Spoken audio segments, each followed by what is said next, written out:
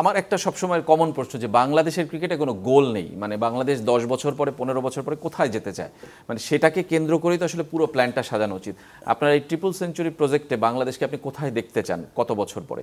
আমি জোর গলায় বলতে চাই না যে আমরা টেস্ট চ্যাম্পিয়ন হব, 50 ওভারের চ্যাম্পিয়ন হব, বাট তার থেকে আমরা যেটা প্ল্যান করছি, দেখেন আপনারা তো পড়াশোনা করেন, আলবার্ট আইনস্টাইন একটা কথা বলতো যে আমি কখনো শেখাই না, আমি একটা এনভায়রনমেন্ট তৈরি করি।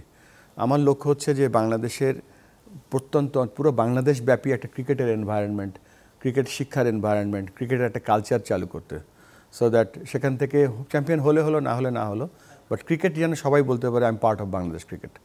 সো এরকম একটা আজকে দেখছিলাম এক জায়গায় যে একটা খোলা মাঠে শত শত ছেলেরা খেলছে।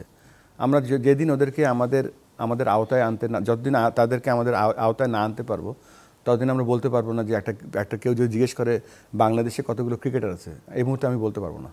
বাংলাদেশে কতগুলো কোচ আছে, বাংলাদেশে কতগুলো মাঠ আছে। তো পার্টিসিপেশন ডাটা আছে হয়তো, বাট ডিটেল ডেটা যেটা অ্যাকচুয়াল স্ট্রেংথ আমাদের যে 180 মিলিয়ন লোক আছে, তো এখানে কত লোক ক্রিকেট খেলে, কত লোক ক্রিকেট ভালোবাসে, এইরকম একটা ক্রিকেট কালচার আমরা তৈরি করতে চাই।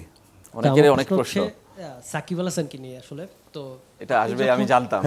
আপনি যখন প্রথম বোর্ডে আসেন তো তখন আপনার মানে ওনার সাকিবকে নিয়ে যখন প্রশ্ন করা হয়, আপনার প্রশ্নটা ছিল অনেকটা, উত্তরটা ছিল পজিটিভ যে সে খেলতে পারবে, কিন্তু লাস্ট আমরা যখন জানতে পারি, মানে আপনার কাছ থেকে যখন প্রশ্ন করা হয়, আপনি উত্তরটা দিয়েছিলেন যে সে দেশে আসতে হবে, তারপর তাকে নিয়ে যদি নির্বাচকরা চিন্তা করেন।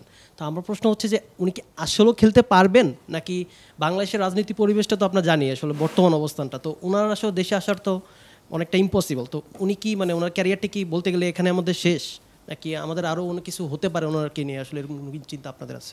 সাকিব আল হাসান প্লিজ। আচ্ছা, আমি বাংলাদেশে ইতিপূর্বে 4 বার পেসার হান্ট হয়েছে, 4 বারে আমরা দেখতে পেয়েছি এবাদত হোসেন, মাশরাফি বিন মুর্তজা, রুবেল হোসেনের মতো লিজেন্ডারি পেসাররা উঠে এসেছেন।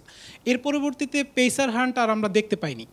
এখন আপনি রুট লেভেল নিয়ে কাজ করার আপনার ইচ্ছা আছে, পেসার হান্ট নিয়ে আপনার কোনো চিন্তা ভাবনা আছে কিনা? আমার দরকার স্পিনার, আমার মনে হয় যে স্পিনার না সব এই যে এখন যে রাজশাহী এবং বগুড়াতে খেলা হচ্ছে, সেখানে কিন্তু ওই পেস, আপনি যদি বলেন যে আমি পেসার হান্ট করব, শুধু আপনি পেস বোলার আসবে, বা আপনি স্পিন বোলিং হান্ট করবেন, স্পিনার আসবে। আমরা যেটা করছি যে ওই বয়সে তাদেরকে একটা 50 ওভারের খেলা কিন্তু 300 ওভারের খেলা অনেক বড় খেলা, তো এবং তারা একজন প্রায় 4টা-5টা করে ম্যাচ খেলছে।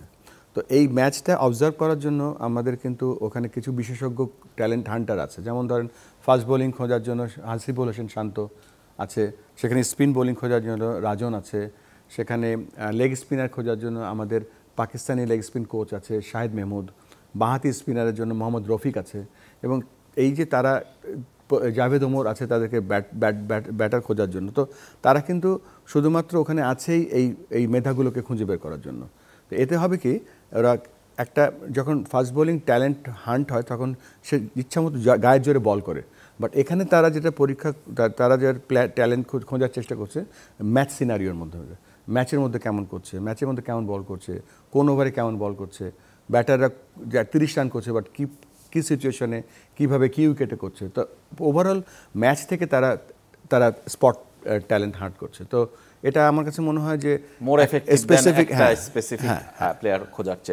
সাকিব আল হাসান নিয়ে নিশ্চয়ই আপনি অনেক প্রশ্ন প্রত্যেকদিন যে অনুষ্ঠানে শুনতে হয়। সাকিব আল হাসানের তো আমিও ফ্যান, আমি তো তার সাকিব খেললে তো দুটো প্লেয়ারে কাজ করে, এটা তো ঠিক, আমি তো চাই, কিন্তু আমি তো সিলেক্টর না।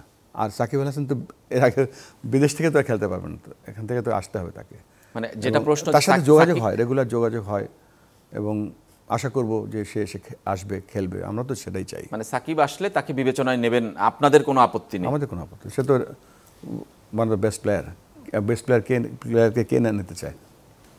প্রশ্নের উত্তর নিশ্চয়ই পেয়েছেন। জি।